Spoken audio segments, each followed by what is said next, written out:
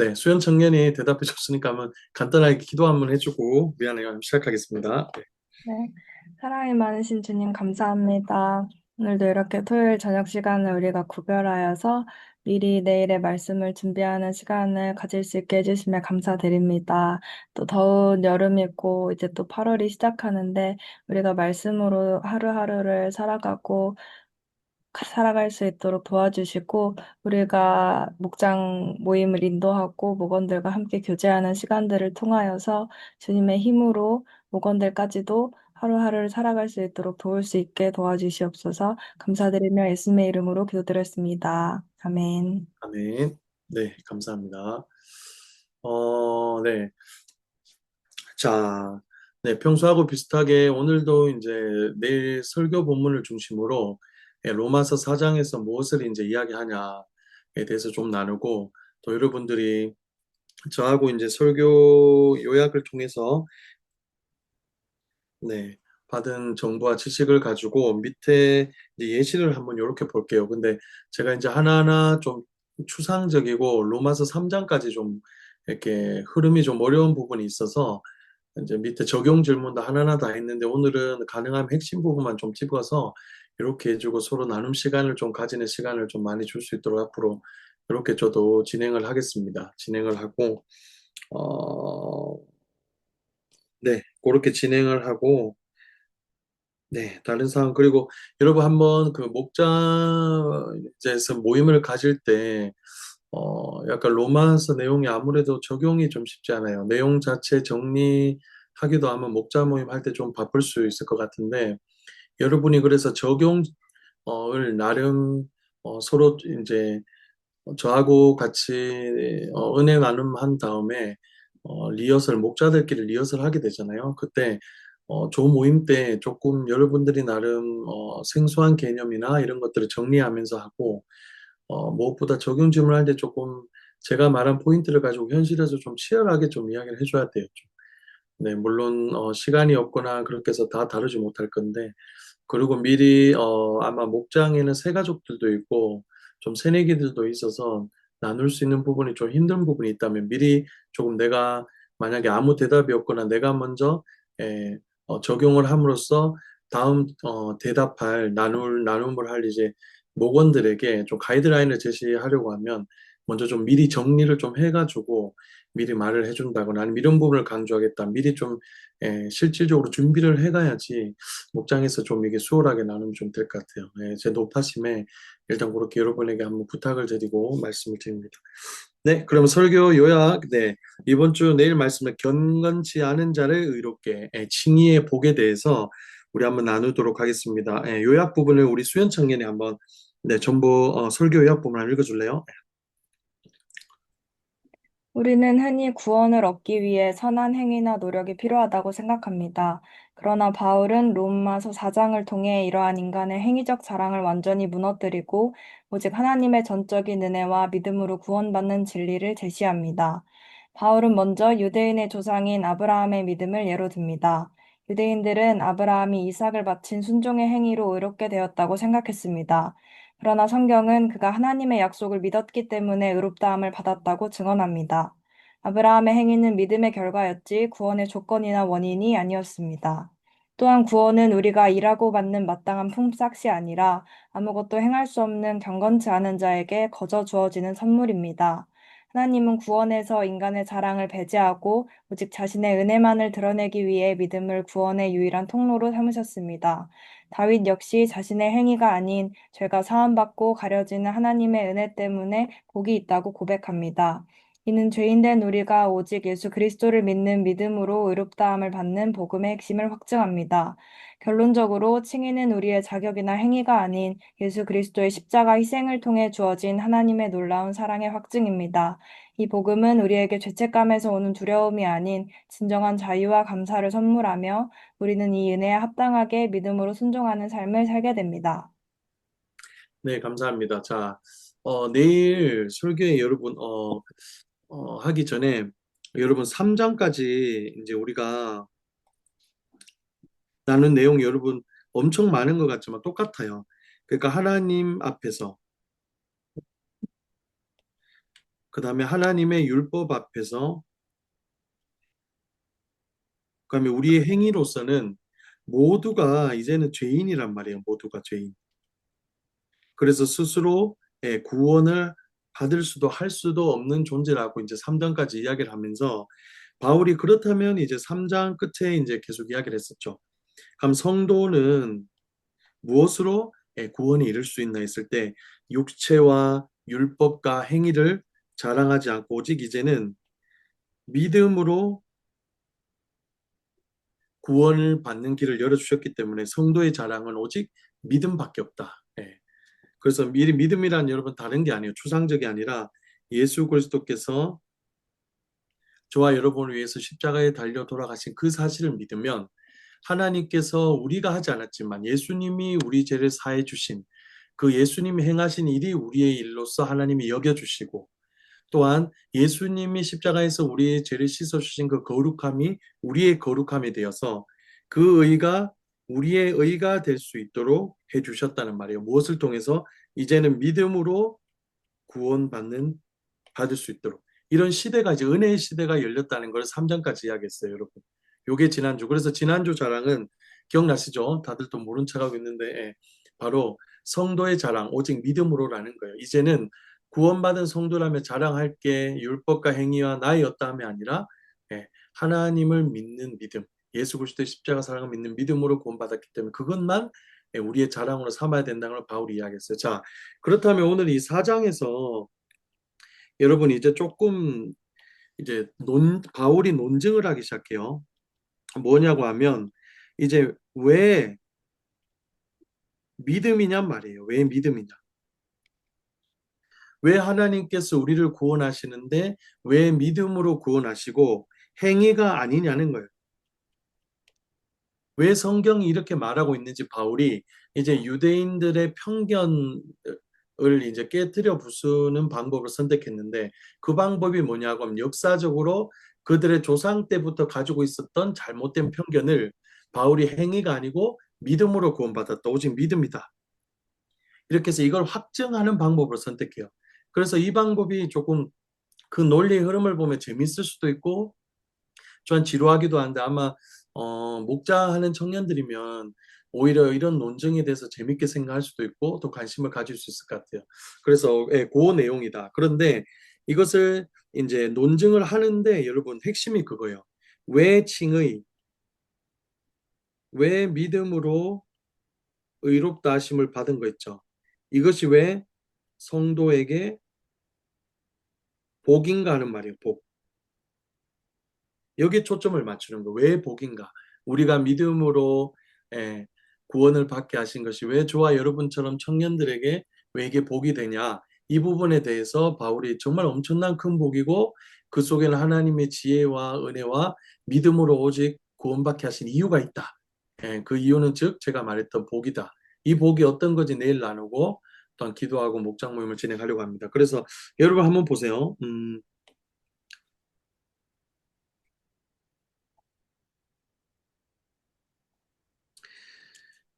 어, 여러분 보면 바울이 계속 이야기하는 게 그거예요. 왜 믿음으로 구원을 받느냐? 왜 행위가 아니냐? 네, 이 부분에 대해서 이야기하는데 첫 번째 이 부분을 논증하기 위해서 첫 번째 여러분 본론에 한번 보세요. 먼저 유대인의 믿음의 조상인 아브라함을 예로 들고 있어요. 아브라함. 왜냐하면 여러분 유대인들은 이 아브라함이 창세기 22장에서 있죠. 내일 설교할 건데 이삭을 바친 이야기가 나와요. 그런데 유대인들은 아브라함이 이삭을 하나님의 말씀대로 행위로서 순종했기 때문에 구원받고 의롭다 하심을 받았다고 생각했어요, 유대인들은. 요게 그래서 요렇게 한 거예요. 근데 내일 나누겠지만 바울은 아니라는 거예요, 여러분. 당연히 아니라는 거죠. 행위인 것처럼 보이지만 오히려 창세기 15장을 보면 하나님께서 아브라함에게 내가 내 자손을 하늘의 별과 바다의 모래처럼 무수히 많게 하고 그리고 너에게 저 가나안 땅 약속의 땅에 들어가게 하고 너를 복의 근원으로 만들어서 너를 통해 모든 백성이 예수 그리스도를 믿고 구원하게 해주겠다. 약속을 하시는 장면이 창세기 15장이 나와요. 하나님의 언약의 약속. 근데 거기 창세기 15장 6절에 보시면 뭐냐고 하면 아브라함이 하나님의 약속을 믿음에라고 했어요. 믿음에.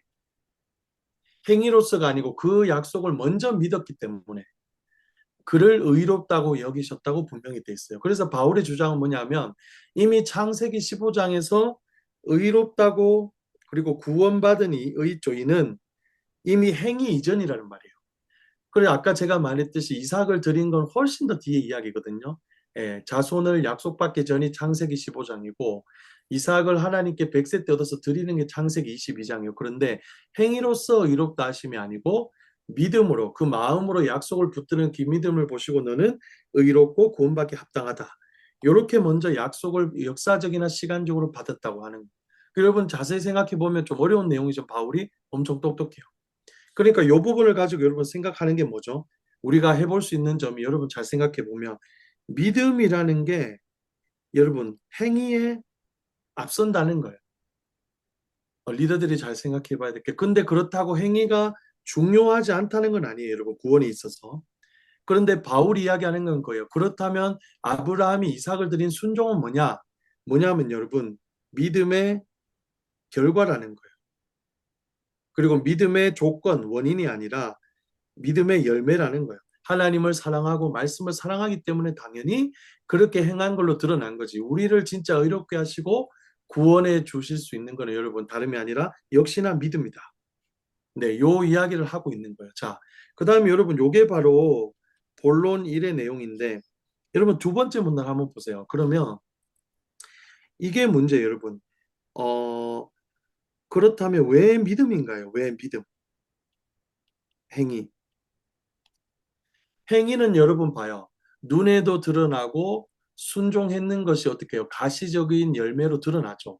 우리가 교회에서 제가 설교를 한다거나 목자들이 지금 섬기고 있는 것도 우리가 믿음이라고 말하지만 이 믿음이 어, 믿음의 표현으로 순종으로 드러난 게 행위인데 행위가 항상 우리 삶에서 사실 보이고 중요하기 때문에 먼저 생각되는데 여러분 아니라는 거예요. 근데 바울은 왜 믿음이냐는 거예요.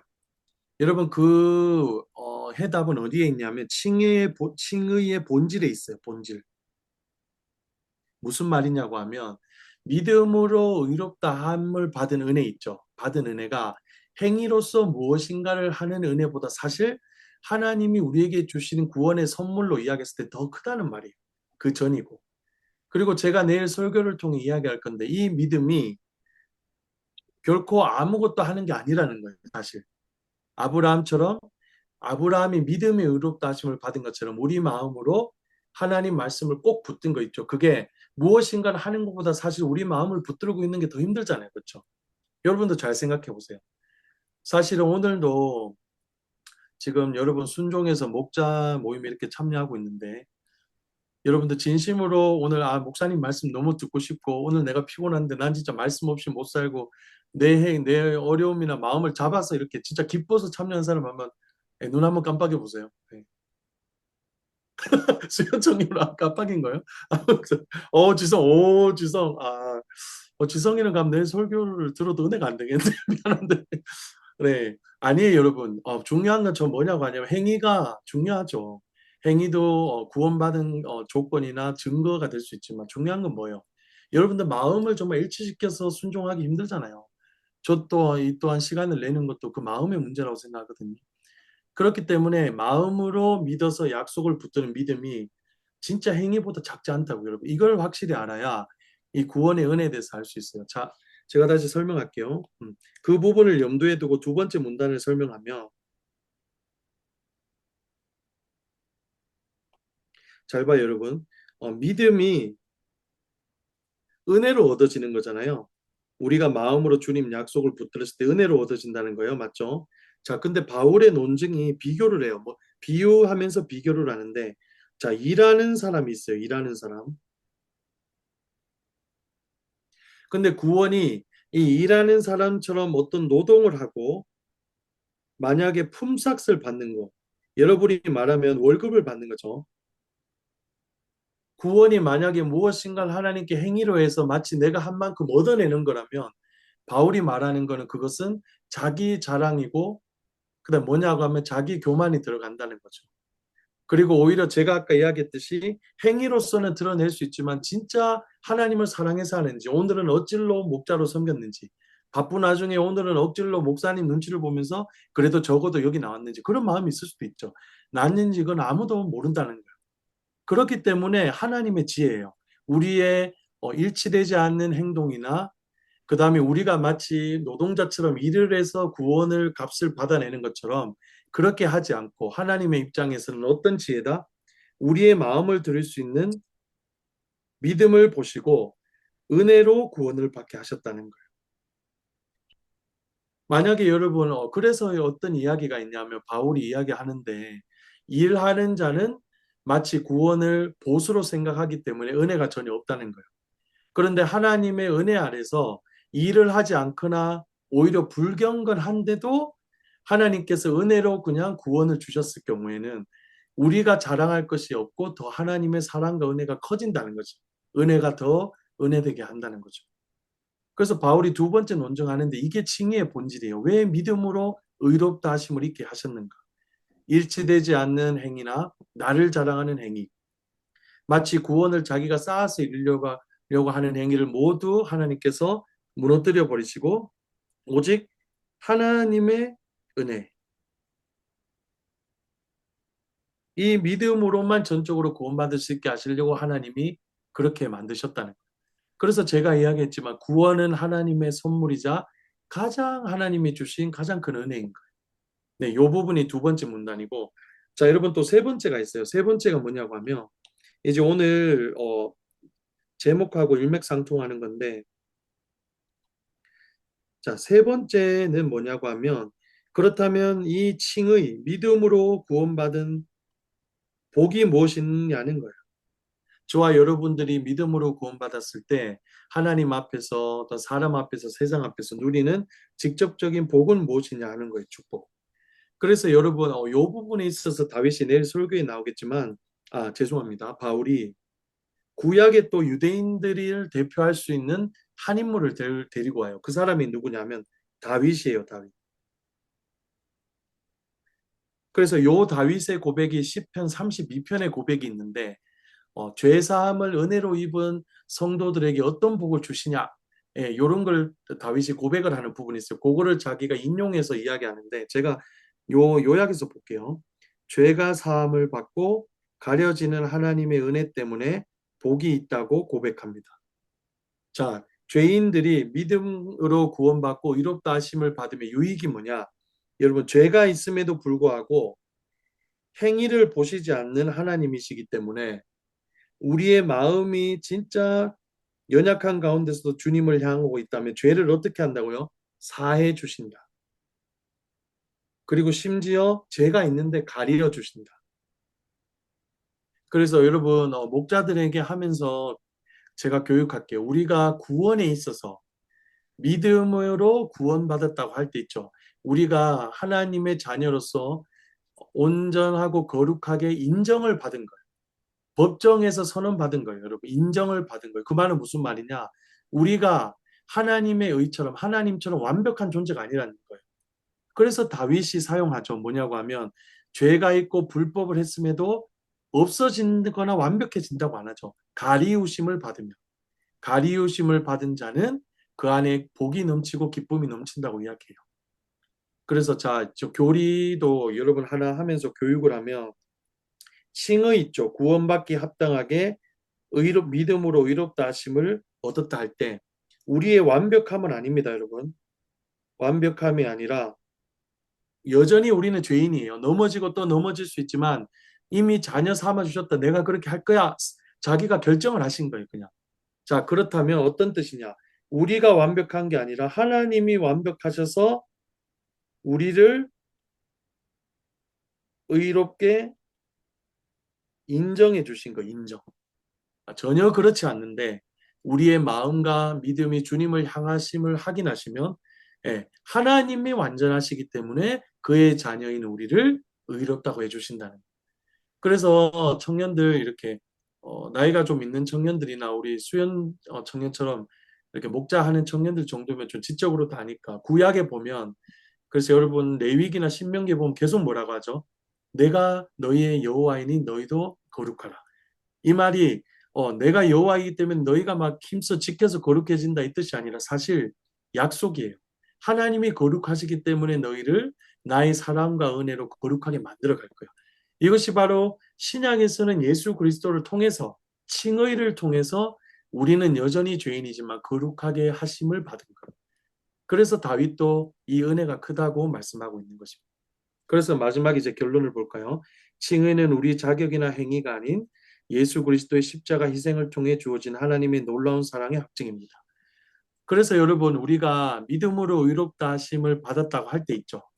그 대신 우리는 은혜로 받았죠. 일하는 자가 아니고 일하지 않고 불경건한데도 은혜로 받았어요. 분명히. 그런데 값을 치른 것은 하나님이시라는 걸 잊으면 안 돼요.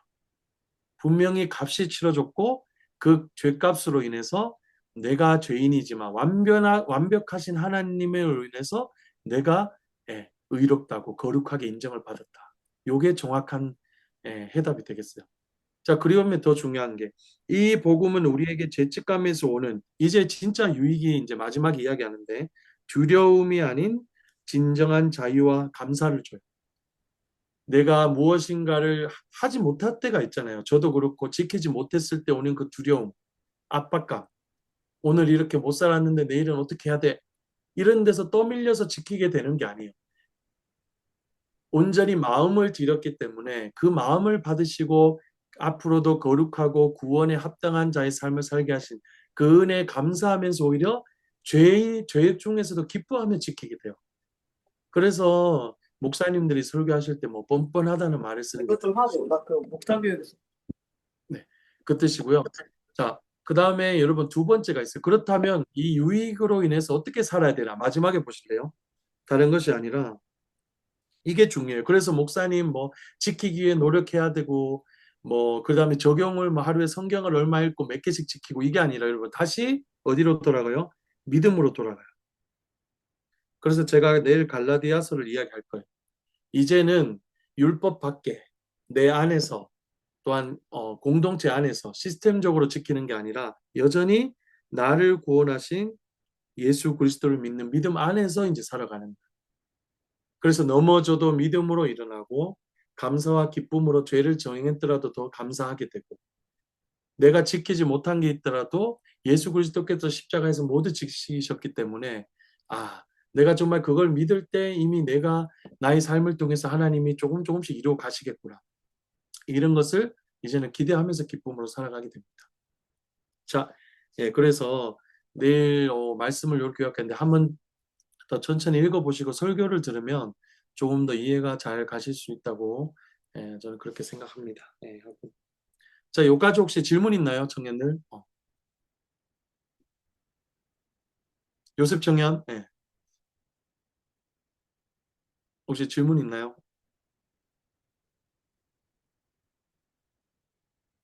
있는 것 같은데 없어요?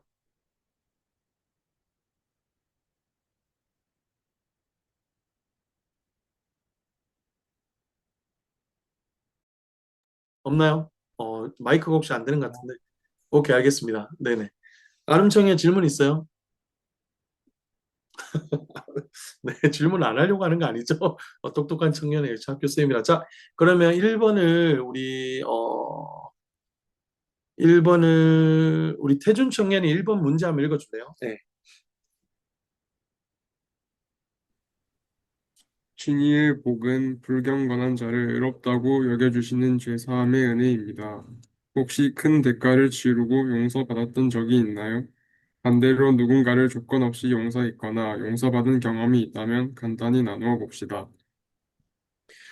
네, 여러분 이거는 딱 보자마자 여러분 아시겠죠? 뭐냐고 하면 이제 용서에 대해서 이야기를 하면서 어, 청년들이 자기가 큰 용서를 했음에도 불구하고 편안하게 청년들이 아니면 어떤 사람의 배려로 인해서 용서받았을 때 마음이 어땠냐. 반대로 또 내가 누군가를 용서할 수 없을 거라 생각했는데 하나님의 은혜로 조건 없이 용서하거나 또 용서받은 경험이 있는지. 네, 이걸 통해서 이거예요, 여러분. 칭의가 우리의 노력이나 행위를 통해서 여러분, 우리의 노력이나 행위가 여러분 생각해 보세요. 그게 어느 정도 도달해서 상대방이 나를 용서해 줬다고 생각할 수 있어요, 분명히. 예, 우리가 누군가에게 잘못했을 때 여러분 사과하거나 한번 여러분 혹시 빌어본 적 있나요? 저만 그렇나요? 근데 여러분 사실은 이 용서라는 거 진짜 쉽지 않아요. 여러분이 예전에 유명한 영화죠. 아마 밀양이라는 영화 있죠. 예, 거기서도 나왔잖아요. 어떤 제수가 자기가 저지른 죄가 있음에도 자기는 하나님께 용서받았다는 거예요. 자기가 범죄한 그 전도연 씨를 앞에 두고. 그래 전도연 씨가 그걸 보고 학을 뗐잖아요. 자기는 용서한 적도 없고 용서한다고 감정적으로 완전히 해결한 적도 없는데 그 사람은 하나님께 용서받았다고 하니까. 물론 시사점이 많지만 제가 무슨 말이냐면 용서를 받은 경험, 내가 용서를 한 경험을 통해서 사실은 용서라는 게 내가 원하는 만큼 그 사람의 시간과 공을 들여서 막 용서를 해서 어느 분량에 차서 용서했던 한 게 아니라는 거죠, 사실. 용서하는 입장에서도 사실 어느 정도 이해하고 마음이 누그러지고 근데 그다음에 할 때라고 생각해서 했던 경우가 많은 거예요. 그래서 저는 칭의가 전적인 하나님의 은혜로 주어졌다는 거 있죠. 그 다음에 예수 그리스도께서 우리를 위해서 십자가에서 못 박혀 죽으셔서 결국 칭의도 값없이 일방적으로 베푸신 사랑이잖아요. 그래서 요 용서에 담긴 칭의의 개념 또한 값없이 또한 조건 없이 용서받았을 때 그 감사함과 기쁨 모든 것이 은혜이다. 예, 요 부분을 대해서 조금 환기하면서 들어가려고 욕했는 거고 여러분 그렇다고 내일 나누면서 이거는 여러분 그냥 간단히라고 제가 이야기한 의도가 있어요. 간단히 자기가 잘못했는 거나 이런 거에 대해서 내가 뭐 누구를 욕했고 어떤 욕을 썼고 하다 보면 내가 또 누구를 미워했고 이런 말이 나오는데 이까지 원하는 게 아니에요. 예, 그 부분은 은혜가 안 되기 때문에 추상적으로 네, 대충 이렇게 개념을 잡아서 이렇게 큰 틀에서 이야기하고 중요한 거는 내가 어떻게 해서 용서받았고 받았을 때 기쁨이 어떻다. 네, 요런 것들을 중심으로 해서 칭의의 개념에 조금 더 가깝게 갈 수 있도록 네, 그렇게 합니다. 그래서 예시 및 적용도 여러분 1, 2번 네, 한번 읽어주세요. 네, 2번은 우리 지성청인 한번 읽어줄래요, 이제? 네, 본격적으로. 아브라함은 행위 이전에 무엇으로 의롭다 하심을 입었나요? 개인의 삶과 공동체에서는 행위와 믿음 중 상대적으로 무엇을 더 중요시하는 것 같나요? 비가시적이고 추상적인 믿음이라고 할지라도 왜 행위보다 값싸게 여기면 안 되는지 생각해보고 앞으로는 어떻게 믿음으로 살아갈지 결단해 봅시다. 네, 1번 문제 한번 읽어줄래요? 네. 아브라함은 행위 이전에 무엇을 의롭다 하심을 입었나요? 아브라함은 그의 행위가 아닌 하나님의 약속을 전적으로 신뢰하는 믿음으로 의롭다 함을 받았다. 네, 관찰형 질문이죠. 먼저 사실을 확인하는 거예요. 3절에 여러분 다 읽었죠. 제가 그랬죠. 아브라함은 행위가 아니라 행위 이전에 하나님의 약속의 말씀을 신뢰하는 믿음, 의지, 신뢰 다 괜찮습니다. 이 믿음으로 하나님이 의롭다함을 받았다고 분명 바울이 이야기했습니다. 제 2번 문제 한번 읽어주세요. 네.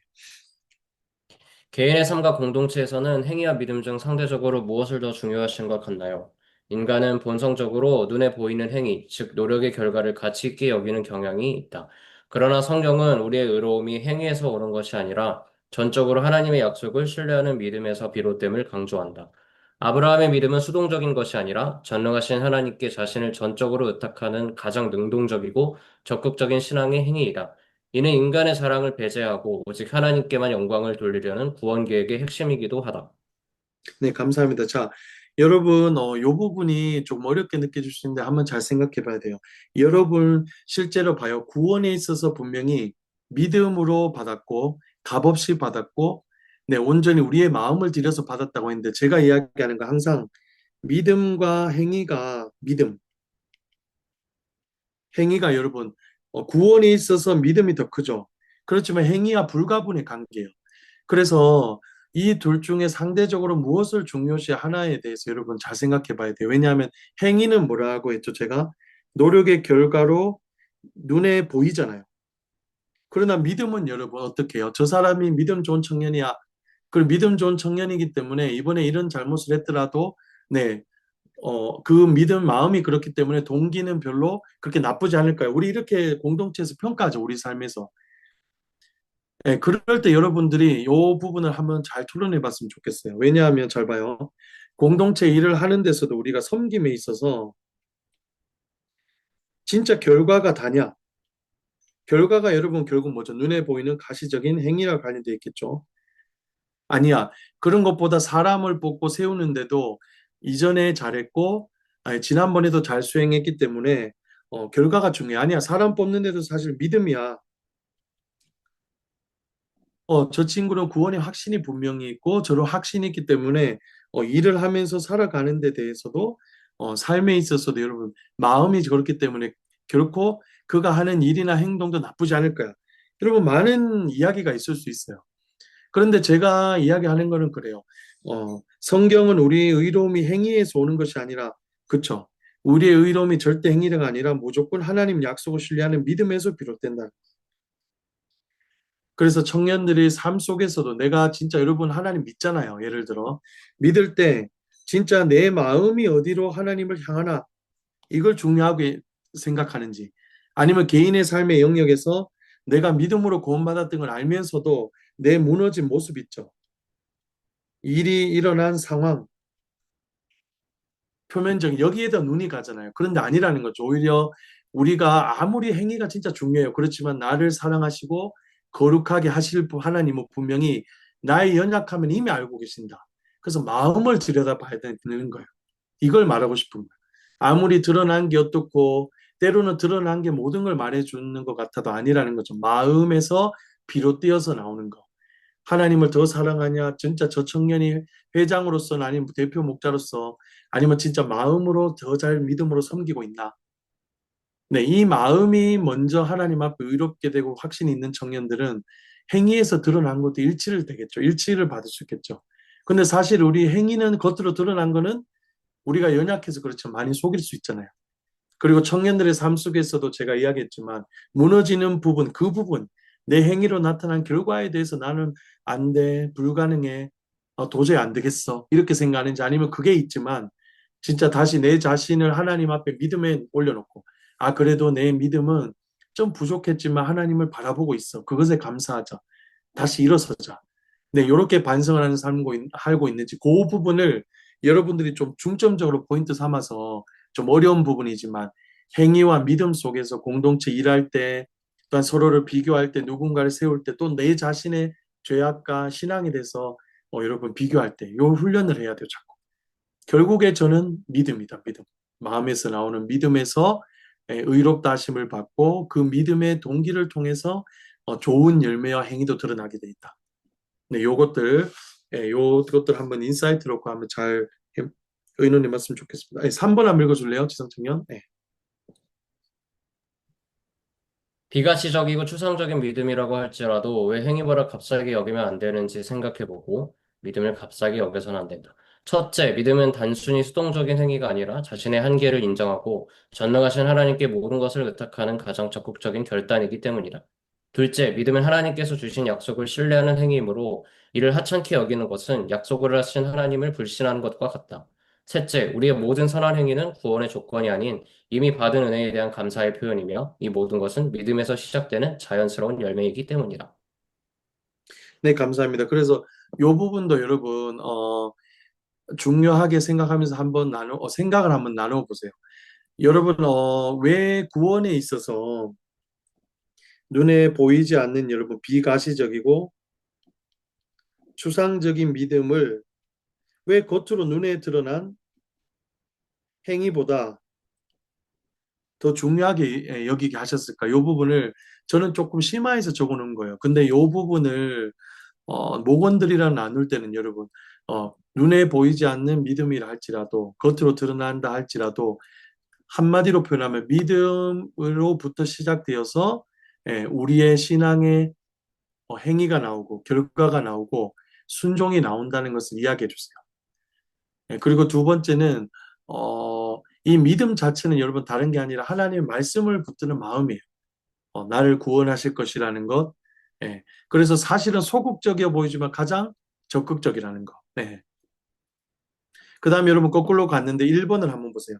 수동적인 행위가 아니라 자신의 한계를 인정하고 하나님께 의탁하는 그리고 믿음은 여러분 사실 마음으로 한다고 해서 겉으로 움직이는 에너지를 사용하는 행위보다 별거 아니라 생각하죠. 아니라는 거예요. 마음으로 모든 걸 맡기는 것이기 때문에 우리가 앞눈에 보이지 않고 추상적이라도 믿음을 정말 중요하게 생각해야 된다. 자, 그렇다면 이런 거 있죠. 요 두 가지를 가지고 마지막에 구체적인 삶의 결단 제가 적어놨어요. 한번 보시는데 어, 어, 지성청이 퀘스천 4번 한 번 더 읽어주고 마지막 결단만 읽어주세요. 네. 앞으로는 어떻게 믿음으로 살아갈지 결단해 봅시다. 결단, 말씀을 붙들고 하루를 살기. 단순히 성경을 많이 읽는 행위보다 한 말씀이라도 마음으로 순종하기. 의무감에서 벗어나 감사와 기쁨으로 섬긴다. 봉사, 새벽기도, 헌금, 직분 등을 의무나 집착으로 섬기지 않고 구원의 감사와 기쁨으로 헌신하기. 좋은 결과만큼 올바른 동기와 과정을 추구하기. 행위의 결과뿐 아니라 행위의 동기가 된 믿음과 그에 합당한 과정도 중요하다. 세상 속에서 믿음의 열매 맺기. 행위는 명분과 겉으로 드러나는 결과에 집착하지만 믿음은 눈에 보이지 않는 성령의 열매, 믿음의 연단과 성숙, 사랑과 공동체성, 미세한 변화에도 초점을 둔다. 네, 그래서 예시 및 적용을 어떻게 하는 부분에서도 제가 아까 말했던 그 공동체와 개인의 삶을 시사하는 부분을 적어놨어요. 그 다음에 여러분 결단을 보시면 그래서 느끼실 거예요. 뭐냐고 하면 이전에는 단순히 그냥 하겠다, 한다 이렇게 했지만 아니죠. 행위와 믿음 사이에서 비교해 가지고 구체적으로 적용하는 거예요. 말씀도 그냥 맛보고 지식을 늘려서 뇌연을 확장해 가지고 더 하나님의 뜻과 하나님이 어떤 분인지 알아가는 것도 중요하지만 그거보다 한 말씀이라도 마음으로 정말 순종하는 거 있잖아요. 그다음에 섬김에 있어서도 어때요? 의무나 집착이 우리가 없을 수는 없어요. 그렇지만 감사하는 마음으로 섬기면 모든 것을 할 수 있다는 거. 그다음에 우리에게 중요한 거 일을 할 때나 사역할 때 어떻죠? 결과 중요해요. 사역자로서. 많은 사람들이 기뻐해야 되고 완벽해야 되는 거 또 그렇게 여러분 준비해야 되는 것도 어떤 거예요? 의무감이 아니라 구원받은 자녀로서 당연히 완벽하게 해야 되지만 중요한 거는 행위의 동기와 믿음과 그에 합당한 과정도 중요해요. 과정이 얼마나 은혜로웠나? 그래서 진짜 마음을 다해서 압박감 없이 진짜 사랑하는 마음으로 준비했냐? 그래서 여러분 마지막에 보세요. 세상 속에서 믿음의 열매 맺기. 행위는 겉으로 드러난 명분이나 결과 막 엄청 예, 집착하잖아요. 진짜 결과가 다일 때도 있어요. 그러나 우리 진짜 교회는 어떻게 해요? 우리가 믿음으로 구원받았던 것처럼 믿음은 눈에 보이지 않는 열매에 집중해요. 미세한 변화, 크게 변화하지 않아도 물론 힘든 게 많았어도 저 사람이 좀 바뀌어가는 거. 일단 성령의 열매, 사랑, 온유, 화평과 절제, 오래 참음과 이런 것들 있죠. 그 다음에 중요한 거 타인을 얼마나 사랑하나. 이런 것을 여러분들이 믿음으로 내가 구원받은 그 칭의의 은혜가 어떤 건지 알아야 다른 사람한테 보여요, 이제. 결과만 전부라고 생각하고 보였는데 진짜 그런 것들이 조금씩 보여가는 거죠. 그리고 그런 걸 조금 보이면 또 누군가 이성도 그렇고 내가 예, 사랑할 만한 사람이 아니고 진짜 사랑할 수 있는 사람, 또 진짜 하나님의 은혜로 만날 만한 사람 이런 거 알아보는 눈도 생기지 않을까요? 내면을 보게 되니까. 네, 그런 것도 염두에 두고 한번 조금 이따 토론했으면 좋겠습니다. 네, 여기까지 한번 혹시 질문 있나요, 청년들? 다들 꿀문 아영 청년 혹시 질문 있어요? 아니요. 아, 네. 일단 한번 또 논의를 해봐야 되겠죠.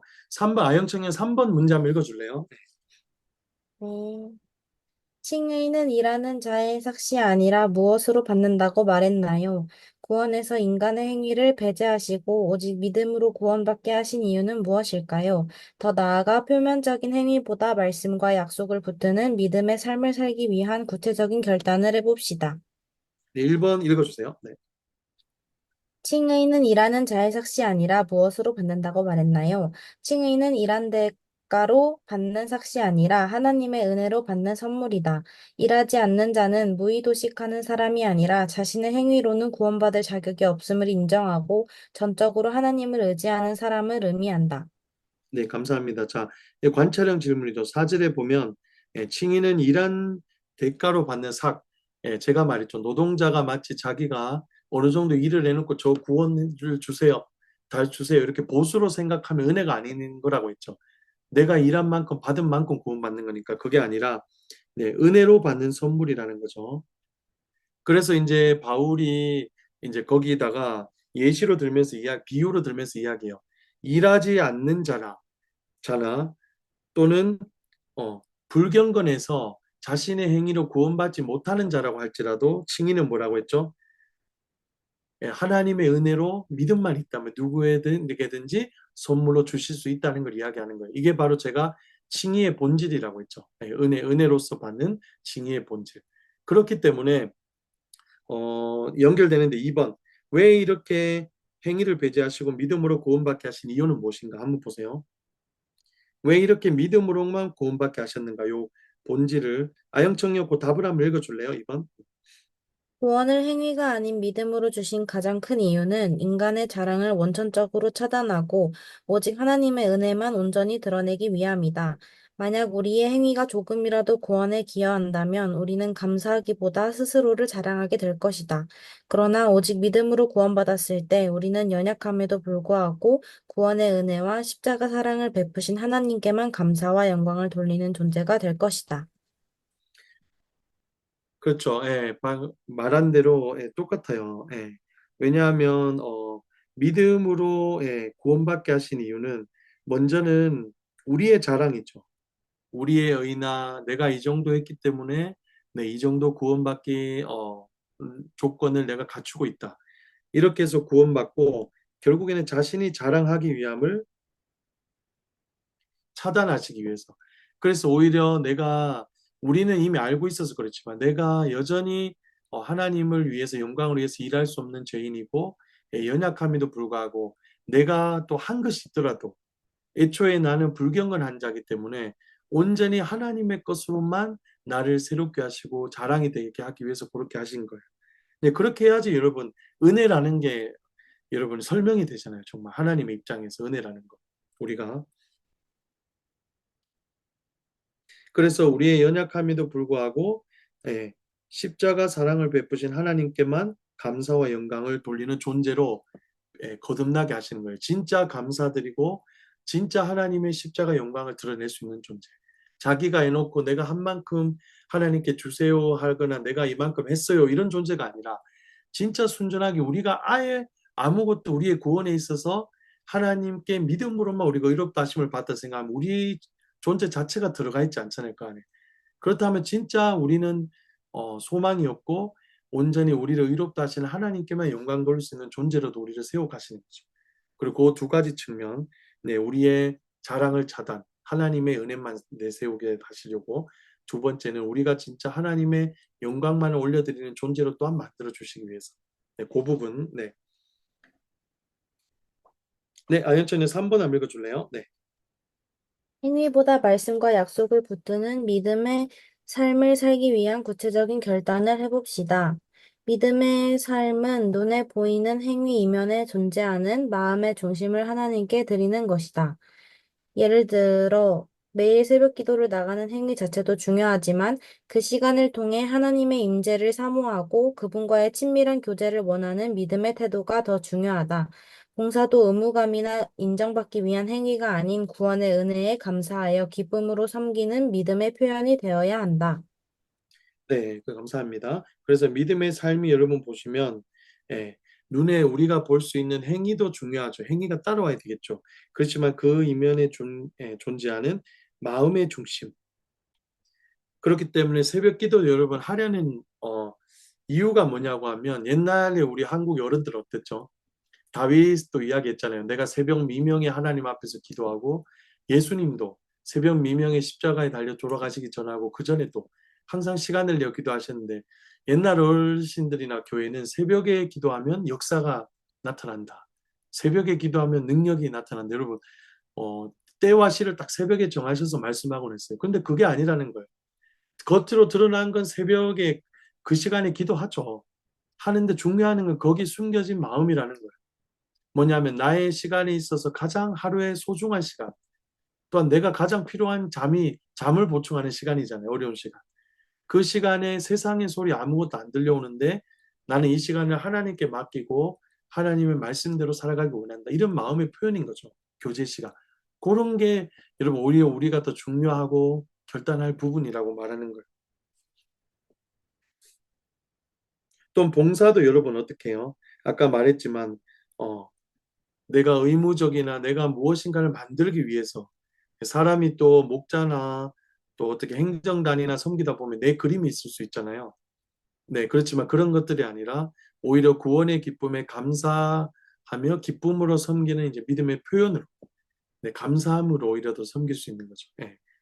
그래서 제가 밑에 사실 부족해요. 근데 말씀 묵상의 부분에 있어서 또한 기도의 태도, 네, 삶의 우선순위 재정립, 예, 이런 모든 부분에서 충분히 청년들과 좀 나누고 좀 어렵게 느껴진다면 먼저 목자들이 충분히 설명을 좀 해주고 먼저 어떻게 살아가기로 결단했다 이런 방식을 좀 대답 방식을 보여주면 예, 목원들 중에 조금 힘든 목원들도 있지만 그래도 네, 어떤 건지 알고 쫓아올 것 같아요. 예, 그래서 이런 부분도 조금 배려해서 부탁을 합니다. 네,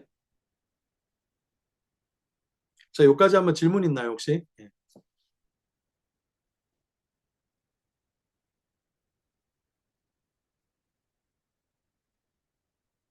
네, 감사합니다. 우리 네, 그러면 4번을 우리 마지막 4번으로 예린 청년 문제 한번 읽어줄 수 있어요? 네.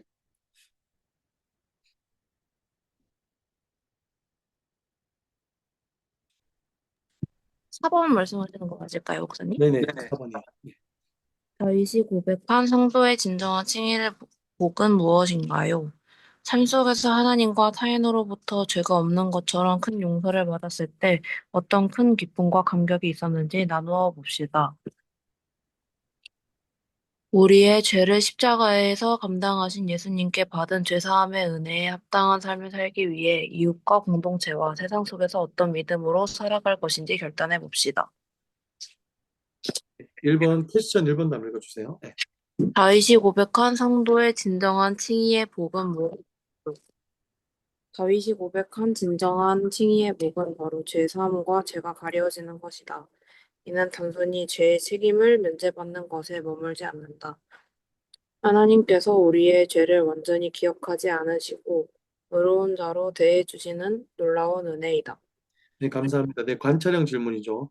네, 그래서 제가 아까 말했듯이 이 다윗이 마지막에 그렇다면 칭의로 인해서 네, 구원받은 성도의 진짜 복이 무엇인가 이렇게 물어요.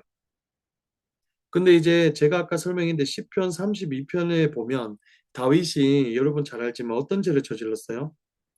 예, 밧세바를 간음했죠. 자신의 이제 아내가 아닌데도 그 다음에 그의 남편을 전장터에 보내서 의도적으로 숨지게 만들었어요. 살인 미수범이에요.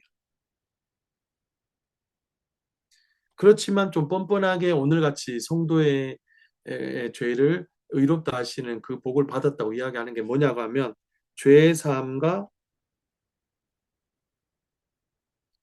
죄가 가려지는 것이라고 했어요. 그래서 여러분 이야기하는 거예요. 제가 칭의가 뭐라고 했죠? 우리가 믿음으로 인해서 의롭다 하심을 받고 구원받을 자녀가 되었어요. 그런데 완벽해서가 아니에요. 하나님이 완벽하심으로 예수 그리스도의 십자가 사랑으로 우리를 네, 구원받게 합당하게 의롭다 하신 거. 그게 칭의예요. 그러니까 우리 안에는 의롭다 하심을 받아도 여전히 어, 죄가 남아 있는 거예요. 그래서 다윗이 죄 사함과 가려지는 거. 죄가 없어지는 게 아니고 죄의 책임에서 면제받지만 가려지는 복이 있다고 했어요. 그러니까 여러분 이걸 마음으로 한번 상상해서 이걸 그리고 먼저 묵상해서 나눠봐야 돼요. 내가 여전히 여러분이 내 안에 하나님 앞에서 연약한 죄가 지금 다 있을 거예요. 저도 있고 이 시간에. 네, 물론 죄가 없고 의로운 우리 청년들도 있겠죠. 그렇지만 하나님 앞에서. 그렇다면 내가 이걸 하나님이 아예 가려 주시고 지금 내 삶 속에서 아무 일도 일어나지 않는다는 걸 하나님이 아시면서 어쩌면 내 믿음을 보시고 하나님이 그대로 참고 계신 거잖아요. 그러면 사실 마치 내가 어떤 죄가 없는 것처럼 살아가고 있는 거잖아요. 버젓이 지금처럼. 그렇다면 사실 이게 얼마나 큰 기쁨과 감사예요. 하나님이 아시고 가만히 가려 주시지 않으시고 다 언젠가는 뉴스에 나오는 것처럼 폭발시켜 버리실 것이다. 우리 죄를 폭로해서 만약에 MBC에도 나오고 KBS에서도 나오고 유튜브에도 뜬다 하면 어떻겠어요, 여러분? 근데 그래서 아니, 죄송합니다. 다윗이 이 죄가 가려지는 게 진짜 하나님 앞에서 의롭다 하심을 받은 사람의 복이다 이렇게 이야기하거든요. 그래서 자꾸 두 번째 용서의 기쁨을 제가 못 듣고 있는 건데 예, 예린청년 2번 한번 읽어줄래요? 예, 삶 속에서 이 부분. 삶 속에서 하나님과 타인으로부터 죄가 없는 것처럼 큰 용서를 받았을 때 어떤 큰 기쁨과 감격이 있었는지 나누어 봅시다. 모건들과 죄가 없는 것처럼 용서받는 경험을 나누면서 그 당시 느꼈던 죄책감의 해소와 관계 회복의 기쁨을 함께 공유하는 데 목적이 있다. 이를 통해 인간적인 용서의 한계를 넘어 하나님의 전적인 용서가 얼마나 큰 축복인지 공감대를 형성할 수 있다. 예를 들어 부모님께 큰 거짓말을 했지만 그 이유를 듣고 저를 조건 없이 안아주셨을 때 마음이 너무 가볍고 안도감이 들었어요. 하나님께서 제 모든 죄를 용서해 주신 은혜는 그보다 훨씬 크며 기쁨을 주시는 것 같아요. 와 같이 나눌 수 있겠다. 그렇죠. 우리가 예수 믿고 구원받았다고 해도 가장 여러분 우리 마음을 아프게 하는 게 뭐죠? 겉으로 드러난 서로 신뢰하지 못함, 또 미움, 서로 오해받은 거, 뭐 그다음에 내가 어떤 죄를 잘못을 저지르는 거 다 아프죠. 그러나 중요한 건 뭐죠, 여러분? 결국 정죄감이잖아요. 우리 성경적으로. 그다음에 자유함이 없다. 날마다 내가 구원받았는데도 이 부분이 해결되지 않기 때문에 어떻게 하죠? 이걸 내 마음속에서 우리 안에서 해결하지 못하고 또 타인을 향해서 드러나게 되죠. 그러니까 다윗이 이런 말을 했는 거예요. 왜 또 이 용서의 기쁨을 나눴냐면 죄책감의 해소와 관계 회복. 한마디로 말하면 하나님의 은혜가 우리의 죄를 덮고도 남는다는 걸 뜻해요. 그것이 어떤 것인지 알아야 예, 우리의 죄를 용서해 주신 그 은혜가 의롭다 해주심이 얼마나 큰지 알 수 있죠. 그 큼. 그리고 그 안에서 감사와 기쁨을 누리게 되고 제가 아까 말했는 거 어떻게 살아간다고 했죠? 이제는 더 이상 정죄감과 여러분 압박감, 율법이나 행위로 살아가지 않고 오히려 믿음으로 돌아간다고 했잖아요. 이미 칭의 자체가 논리적으로 봤을 때 내가 결점이 있다는 걸 이야기하고 있는 거잖아요. 근데 완벽하신 하나님의 의, 예수 그리스도의 십자가로 거룩하게 하셨다는 뜻이니까 이제는 돌아가는 것도 행동으로 돌아가잖아요. 행동으로 돌아가면 또 칭의 받지 못하고 그냥 행위 안에 사는 거에 갇혀버려요. 오히려 바울이 말한 것처럼 믿음으로 감사와 기쁨으로 섬기게 되죠. 네, 믿음으로 다시 돌아가요. 왜냐하면 여전히 나는 죄인이고 날마다 예수 그리스도의 십자가 사랑으로 다시 회복돼야 될 존재고 이런 것들이 다 어디서 믿음 안에서 시작되기 때문에 마음을 하나님께 드리고 말씀을 붙드는 거. 그래서 3번의 적용도 여러분 죄사함의 은혜에 합당한 삶을 여기에 포인트가 있어요. 다윗이 말했던 죄사함의 은혜가 어떤 것이라고 했죠? 보기 자유함, 정죄감 없음. 하나님의 죄가 하나님의 사랑이 나의 죄보다 얼마나 큰 은혜인지, 나를 덮고 남는 은혜인지 깨닫게 하는 거. 예. 그 기쁨과 감사를 알게 되면 바로 죄 사함의 은혜가 얼마나 큰지 알게 되고 합당한 삶을 살게 되죠. 네. 그래서 마지막 예린청요 3번 밑에 해답만 한번 읽어주세요. 네. 우리의 제사함은 우리가 회개하는 행위 자체로 이루어지는 것이 아니라 예수 그리스도의 십자가 대속의 죽음을 통해 가능해졌다. 하나님께서는 우리의 모든 죄를 예수님께 전가하시고 예수님의 의를 우리에게 전가하셨다. 이 은혜는 우리가 자격이 있어서가 아니라 하나님이 우리를 너무나 사랑하셨기 때문에 독생자를 내어주시는 가장 큰 희생을 감당하셨기에 가능한 것이다. 이 진리를 깨달을 때 우리의 삶은 구원의 감사와 겸손으로 넘치게 된다. 그렇죠. 왜 이 부분을 동기하고 질문의 의도를 설명해 놨는가 하면 마지막에 죄사함의 은혜가 어떤 것인지 알고 합당한 삶을 살아야 되잖아요. 믿음으로. 그럼 우리 삶은 결국 감사와 겸손으로 넘치게 되고 기쁨으로 믿음 안에서 섬기게 되잖아요. 근데 중요한 게 있어요, 여러분. 그렇다고 이 은혜가 이 믿음이 값싼 은혜는 아니라는 거예요. 내일 이야기할 건데.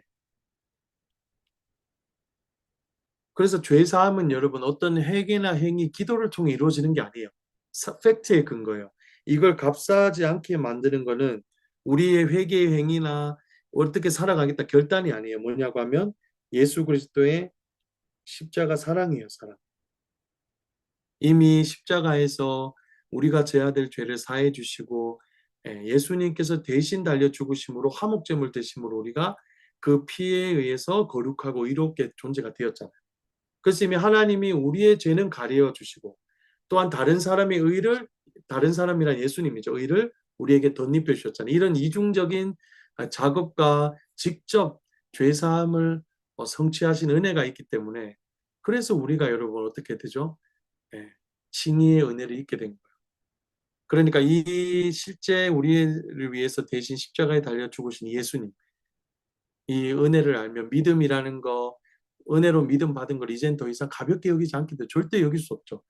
이미 하나님이 행하신 일들이 있고 또 우리를 죄에서 가리워 주신 그 두 가지 은혜가 있기 때문에 어떻게 살아갈까요?